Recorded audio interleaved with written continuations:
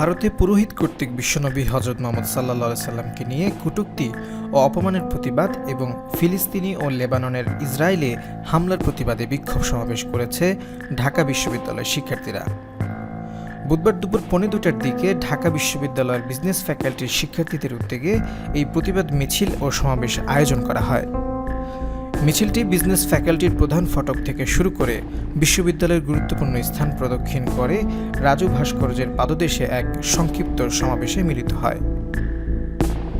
এ সময় শিক্ষার্থীরা নারাহে তাকবীর, আল্লাহু আকবার, লা ইলাহা ইল্লাল্লাহ, রাসূলের অপমান সইবে না মুসলমান, রাসূলের ইজ্জত রক্ষা করবে খেলাফত, ইসরায়েলের কবর খুঁড়ো, ফিলিস্তিনি মুক্ত করো এই ধরনের স্লোগান দিতে থাকেন শিক্ষার্থীরা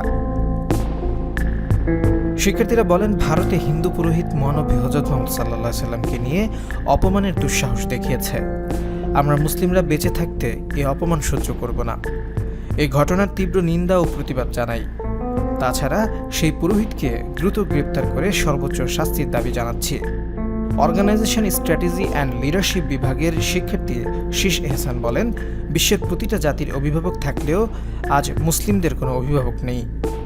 আজ কোনো সেনাবাহিনীর মাঠ ছাড়া ফিলিস্তিন, লেবানন, সিরিয়া বা কাশ্মীরকে মুক্ত করা সম্ভব না।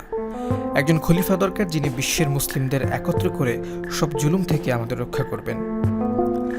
আরেক শিক্ষার্থী বলেন, কাশ্মীর ফিলিস্তিন আজ বৃহৎ কারাগারে পরিণত হয়েছে।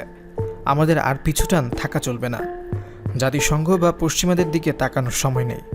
আমাদের ঐক্যবদ্ধ হয়ে সব নির্যাতনের মোক্ষম জবাব দিতে হবে।